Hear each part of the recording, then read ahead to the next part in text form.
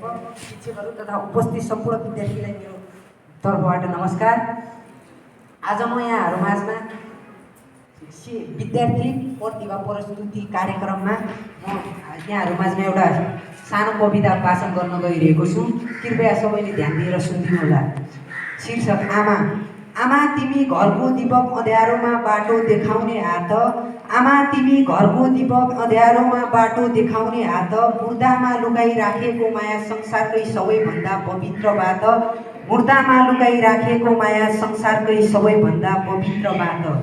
जब म ठेसी खाएर रोके तिम्रो अँगालोले मलाई सम्हाल्यो, जब म ठेसी खाएर रोके तिम्रो अँगालोले मलाई सम्हाल्यो, मेरो डर त्रास सबै मेटिँदै छोराछोरी हौ तिमी बलिया भनेर ढाडस दियौ, मेरो डर त्रास सबै मेटिँदै छोराछोरी हौ तिमी बलिया भनेर ढाडस दियौ।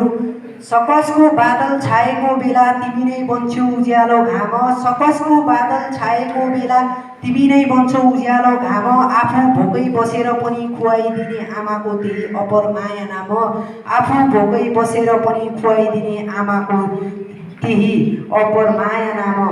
आमा तिमी समुद्रमाथिको चन्द्रमामा शान्ति उज्यालो र विशाल, आमा तिमी समुद्रमाथिको चन्द्रमामा शान्ति उज्यालो र विशाल, तिम्रै माया र आशिषले जीवन बन्छ मिठो र कमाल, तिम्रै माया र आशिषले जीवन बन्छ मिठो र कमाल।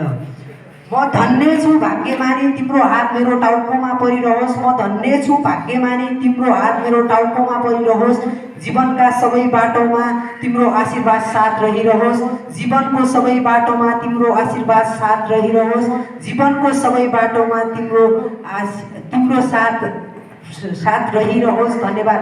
यस कविताले आमा जस्तो पुरुषहरूको सम्मान हामी सबैले जिन्दगीभर गरिरहनुपर्छ भन्ने सन्देश दिन्छ यस कविताले।